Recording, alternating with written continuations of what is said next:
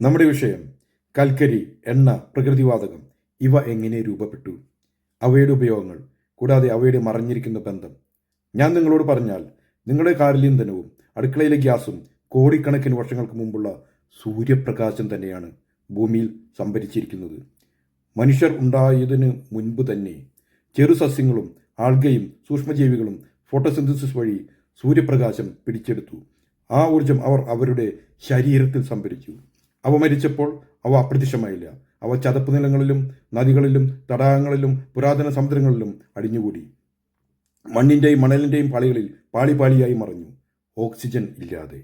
പിന്നീട് സമയം, അതിശക്തമായ ചൂടും സമ്മർദ്ദവും കോടിക്കണക്കിന് വർഷങ്ങൾ നീണ്ടുനിന്നു ഈ മറഞ്ഞ ജീവിയെ ഫോസിൽ ഇന്ധനമാക്കി മാറ്റി.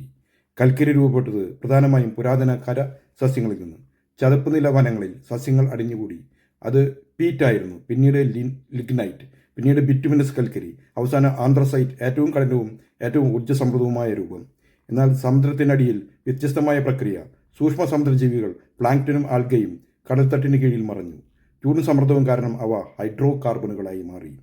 ദ്രാവക ഹൈഡ്രോ കാർബണുകൾ ക്രൂഡ് ഓയിലായി. ലഘുവായ വാതക ഹൈഡ്രോ കാർബണുകൾ പ്രകൃതിവാതകമായി. വാതകഭാരം കുറഞ്ഞതിനാൽ അത് എണ്ണയുടെ മുകളിലേക്ക് ഉയർന്ന് ഭൂഗർഭ സംഭരണികളിൽ കുടുങ്ങി.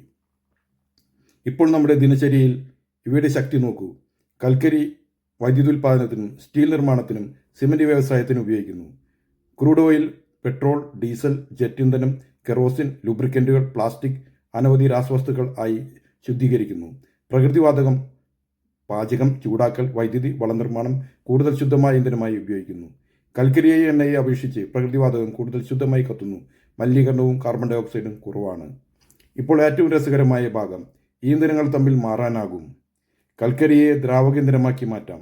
പ്രകൃതിവാതകത്തെ ഡീസലായും രാസവസ്തുക്കളായും മാറ്റാം. എണ്ണയെ ക്രാക്ക് ചെയ്ത് വാതകങ്ങളും ഇന്ധനങ്ങളും പെട്രോ കെമിക്കലുകളും ഉണ്ടാക്കാം. കാരണം ഇവയുടെ അടിസ്ഥാനം ഒരേ ഘടകങ്ങൾ, കാർബൺ, ഹൈഡ്രജൻ. പക്ഷെ നാം മറക്കരുതാത്ത സത്യം, ഇവ രൂപപ്പെടാൻ കോടിക്കണക്കിന് വർഷങ്ങളെടുത്തു. പക്ഷേ നാം അവയെ ഉപയോഗിക്കുന്നത് കുറച്ച് ദശാബ്ദങ്ങൾക്കുള്ളിൽ. വലിയ അളവിൽ കാർബൺ ഡൈ ഓക്സൈഡ് പുറത്തുവിടുന്നു. കാലാവസ്ഥ മാറ്റം, വായുമലിനീകരണം, പരിസ്ഥിതി നാശം ഉണ്ടാക്കുന്നു. അതുകൊണ്ട് ലോകം ഇപ്പോൾ മാറുന്നത് സോളാർ, കാറ്റ്, ഗ്രീൻ ഹൈഡ്രജൻ പോലുള്ള നവീകരണ ഊർജ്ജങ്ങളിലേക്ക്. അതുകൊണ്ട് ഓർക്കൂ, കൽക്കരി, എണ്ണ, പ്രകൃതിവാതകം ഇവ സാധാരണ ഇന്ധനങ്ങൾ മാത്രമല്ല. ഇവ ഭൂമിയിൽ പൂട്ടിയിട്ടിരിക്കുന്ന പുരാതന സൂര്യപ്രകാശമാണ്.